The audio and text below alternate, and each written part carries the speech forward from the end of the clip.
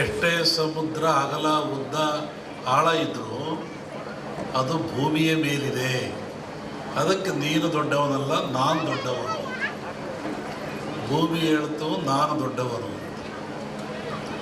ಆನಂತರ ಅಲ್ಲಿ ಆದಿಶೇಷ ಇದ್ದ, ನಾಗರಾಜ ಇದ್ದ. ಅವನೇ ಹೇಳ್ದ, ನೀನು ದೊಡ್ಡವನಲ್ಲ, ನಾನು ದೊಡ್ಡವನು. ಯಾಕೆಂದರೆ ನಿನ್ನ ಹೊತ್ಕೊಂಡ್ರು ನಾನು. ಆದಿಶೇಷನ ತಲೆಯ ಮೇಲಿದೆ ಭೂಮಿ ಅಂತಾರೆ.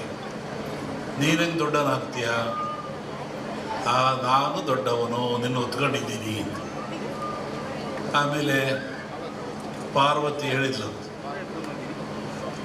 ನೀವ್ಯಾರೂ ದೊಡ್ಡವರಲ್ಲ, ನಾನು ದೊಡ್ಡವಳು. ನನ್ನ ಕಿರಿಬೆರಳ ಮೇಲೆ ಆದಿಶೇಷ ಇದ್ದಾನೆ. ಸಾಗರ ದೊಡ್ಡದಲ್ಲ, ಭೂಮಿ ದೊಡ್ಡದಲ್ಲ, ನಾಗರ ಆದಿಶೇಷ ದೊಡ್ಡವನಲ್ಲ. ಇಲ್ಲಿ ಪಾರ್ವತಿ ನನ್ನ ಕಿರುಬಳ ಮೇಲಿದ್ದಾನೆ ಆದಿಶೇಷ, ಅದಕ್ಕೆ ನಾನು ದೊಡ್ಡವಳು. ಅದಕ್ಕೆ ಹೇಳ್ದ ಪರಮಾತ್ಮ, ನೀನು ದೊಡ್ಡವಳಲ್ಲ, ನಾನು ದೊಡ್ಡವನು. ಯಾಕೆ? ನೀನು ನನ್ನ ಅರ್ಧಾಂಗಿ, ಅದಕ್ಕೆ ನಾನು ದೊಡ್ಡವನು. ಮತ್ತು ಕೊನೆ ಚರ್ಚೆ ಆಯಿತು, ಯಾರು ದೊಡ್ಡವರು ಅಂತಂದರೆ, ಪರಮಾತ್ಮ ಎಲ್ಲಿದ್ದಾನೆ? ಭಜಿಸುವಂಥ ಭಕ್ತರ, ಧ್ಯಾನ ಮಾಡುವಂಥ ಭಕ್ತರ, ಪೂಜಿಸುವಂಥ ಭಕ್ತರ, ನೆನೆಸ್ತಕ್ಕಂಥ ಭಕ್ತರ ಮನದ ತುದಿಯಲ್ಲಿ ಅಡಗಿಪ್ಪ. ಇಲ್ಲಿ ಯಾರು ದೊಡ್ಡವರಾದರು? ಭಕ್ತರೇ ದೊಡ್ಡವರಾದರು. ಇಂತಹ ಭಕ್ತರು ದೊಡ್ಡವರಾದ ಮೇಲೆ, ಮನುಕುಲ ಶ್ರೇಷ್ಠವಾದ ಮೇಲೆ, ಈ ಮನುಕುಲಕ್ಕೆ ಅನೇಕ ಆಘಾತಗಳಿದ್ದಾವೆ, ಅನೇಕ ತೊಂದರೆಗಳಿದ್ದಾವೆ, ನೋವುಗಳಿದ್ದಾವೆ. ವಿಶೇಷವಾಗಿ ಶರೀರ. ಈ ಶರೀರ ಯಾತ್ರಿಂದಾಗಿದೆ? ಪಂಚಭೂತಗಳಿಂದಾಗಿದೆ. ಪಂಚಭೂತಗಳು ಯಾವ್ಯಾವು? ಅನ್ನ, ನೀರು, ಗಾಳಿ, ಬೆಂಕಿ, ಅಗ್ನಿ. ಅದರಲ್ಲೂ ವಿಶೇಷವಾಗಿ ಅನ್ನೋತು ಪ್ರಾಣ, ಪ್ರಾಣೋತು ಪರಾಕ್ರಮ ಅಂದರು. ಅನ್ನ ಇದ್ದರೆ ಮನುಷ್ಯನಿಗೆ ಪ್ರಾಣ ಬರೋದು, ಶಕ್ತಿ ಬರೋದು. ಈ ಅನ್ನ ಎಲ್ಲಿಂದ ಬರ್ತದೆ? ಯಾವ ಕಾರ್ಖಾನೆಯಲ್ಲೂ ತಯಾರಾಗಲ್ಲ, ಯಾವ ವಿಜ್ಞಾನಿಯೂ ತಯಾರು ಮಾಡಲ್ಲ. ಇದೆಲ್ಲಿಂದ ಬರ್ತದೆ? ಭೂಮಿಯ ಮೇಲೆ ರೈತ ಬೆಳೀತಾನೆ. ಭೂಮಿಯ ಮೇಲೆ ಈ ಭತ್ತವನ್ನು, ಜೋಳವನ್ನು, ಕಬ್ಬನ್ನು, ಮೆಣಸಿನ್ಕಾಯನ್ನು, ಏನು ನಾವು ತಿಂತೀವಲ್ಲ ಆಹಾರಗಳು, ಎಲ್ಲವೂ ಭೂಮಿಯಲ್ಲಿ ಬೆಳೀತಕ್ಕಂಥದ್ದು, ಸಿಗ್ತಕ್ಕಂಥದ್ದು.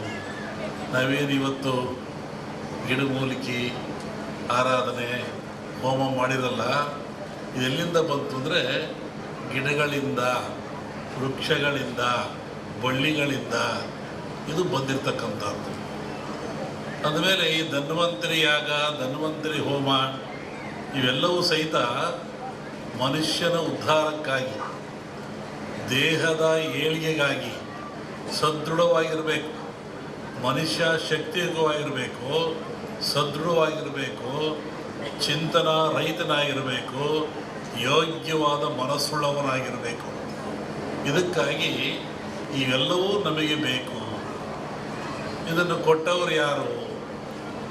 ಭೂಮಿ ಮೇಲೆ ಮನುಷ್ಯ ನನ್ನ ಭಗವಂತ ಹುಟ್ಟಿಸಿದ, ಭಗವಂತನ ಪ್ರೇರಣೆಯಂತೆ ಮಾನವ ಹುಟ್ಟಿದ. ಈ ಮಾನವ ರಕ್ಷಣೆ ಯಾರದು?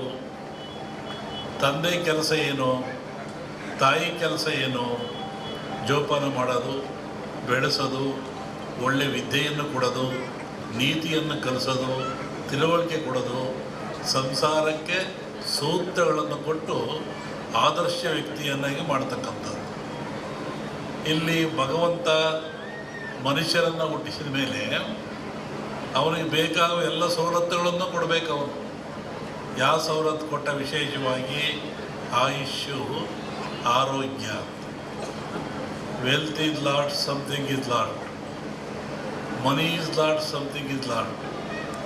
Health is lot, everything is lot. ಆರೋಗ್ಯ ಏನಾದರೂ ಕೆಟ್ಟರೆ ಎಲ್ಲವನ್ನೂ ಕಳ್ಕೊಳ್ತಾನೆ ಮನುಷ್ಯ.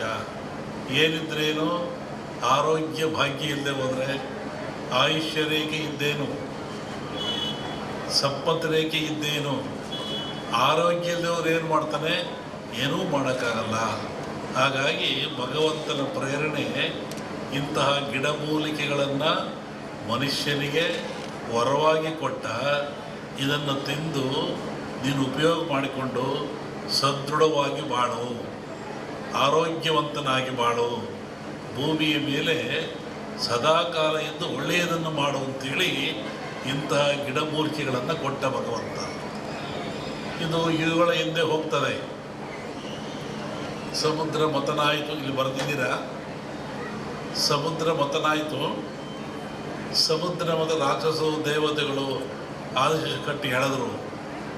ಎಲ್ಲ ಬಂತು, ಲಕ್ಷ್ಮಿ ಬಂತು, ಐರಾವತ ಬಂತು, ಕನಕಾದಿಗಳು ಬಂದು, ವಿಷ ಬಂತು. ಎಲ್ಲರೂ ಹಂಚ್ಕೊಂಡ್ರು. ವಿಷವನ್ನು ಯಾರು ಹಂಚ್ಕೊಳ್ಳಿಲ್ಲ. ಆವಾಗ ಪರಮಾತ್ಮ ಕುಡ್ದ. ಆವಾಗ ಅವನಿಗೆ ಯೋಚನೆ ಆಯಿತು, ಸಕಲ ಸಂಪತ್ತೆಲ್ಲ ಕೊಟ್ಟುಬಿಟ್ಟೆ ನಾನು, ಸಮುದ್ರದಲ್ಲಿ ವಿಷವೂ ಬಂದುಬಿಡ್ತು, ಇದನ್ನು ನಾನು ಕುಡಿದೆ, ಇದರಿಂದ ಪಾರಾಗೋದು ಹೇಗೆ? ಬಹುಶಃ ಈ ವಿಷ ಈ ಜನರ ಮೇಲೆ ಹೋದರೆ ಏನಾಗ್ತಿತ್ತು? ಕಾರ್ಕೋಟ ವಿಷ. ಅದಕ್ಕೆ ಯೋಚನೆ ಮಾಡಿ ಈ ಧನ್ವಂತರಿಯನ್ನೂ ಕೊಟ್ಟ. ಈ ಧನ್ವಂತರಿ ಎಲ್ಲಿಂದ ಬಂತು ಅಂದರೆ ಸಮುದ್ರದಿಂದ, ನೀರಿನಿಂದ, ಸಾಗರದಿಂದ ಬಂತು. ಇದು ಆ ಒಂದು ದೇವತೆಯ ರೂಪದಲ್ಲಿ ಬಂತು. ನಮ್ಮಲ್ಲಿ ಕೇಳಲಿಕ್ಕೆ ಹುರುಳಿ, ಕಾಮತ್ತು ಎಲ್ಲ ಬಂದಿದ್ದರು ಈ ವಿಚಾರವಾಗಿ. ಕೆಲವು ಸೂಚನೆಗಳನ್ನು ಹೇಳಿದ್ವಿ ನಾವು. ನೀವು ಯಾಗ ಮಾಡುವಂಥ ಜಾಗದಲ್ಲಿ ವೃಕ್ಷ ಇರಬೇಕು, ಅಲ್ಲಿ ಒಂದು ಹುತ್ತ ಇರಬೇಕು, ಅಲ್ಲಿ ಒಂದು ಎಕ್ಕದ ಗಿಡ ಇರಬೇಕು, ಮತ್ತು ಸಮುದ್ರ ಪೂಜೆಯನ್ನು ಮಾಡಬೇಕು. ಯಾಕೆಂದರೆ ಮೂಲ ಸಮುದ್ರವೇ ಮೂಲ. ಇದಕ್ಕೆ ಗಿಡ, ವೃಕ್ಷ, ಬಳ್ಳಿ ಇದಕ್ಕೆಲ್ಲ ಸಮುದ್ರವೇ ಮೂಲ. ಅಲ್ಲಿಂದ ತರಬೇಕು. ಹಾಗೆ ಹೀಗಾಗಿ ಈ ಒಂದು ಯಾಗ ಭಾಳ ಚೆನ್ನಾಗಿ ನಡೀತಾ ಇದೆ ಭೂಮಿ ಮೇಲೆ. ಅದರಲ್ಲೂ ಈ ಕರಾವಳಿ ನಡೆದಿದ್ರೆ ಅತ್ಯಂತ ಮನುಕುಲಕ್ಕೆ ಆದರ್ಶವಾಗಿರ್ತಕ್ಕಂಥದ್ದು, ಪ್ರಾಯಶ್ಯವಾಗಿರ್ತಕ್ಕಂಥದ್ದು, ದೀರ್ಘಾಯುಷ್ಯದ ಗುಟ್ಟನ್ನು ನಮ್ಮವರು ಕೊಟ್ಟಿದ್ದಾರೆ. ಪ್ರಕೃತಿಯ ಗುಟ್ಟನ್ನು ಭೇದಿಸ್ತಕ್ಕಂಥ ಅಟ್ಟ ಇನ್ನೇನು ಇಲ್ಲ. ಪ್ರಕೃತಿ ಎಲ್ಲ ಕೊಟ್ಟುಬಿಟ್ಟಿದೆ. ಅದರ ಗುಟ್ಟನ್ನು ಭೇದಿಸಿ ಮನುಷ್ಯ ಉಪಯೋಗ ಪಡಿತಕ್ಕಂಥದ್ದು, ಆರೋಗ್ಯವಂತನಾಗ್ತಕ್ಕಂಥದ್ದು. ಹೋಮಗಳಂದರೆ ಏನು? ಹೋಮವನ್ನು ಯಾತಕ್ಕೋಸ್ಕರ ಮಾಡಿ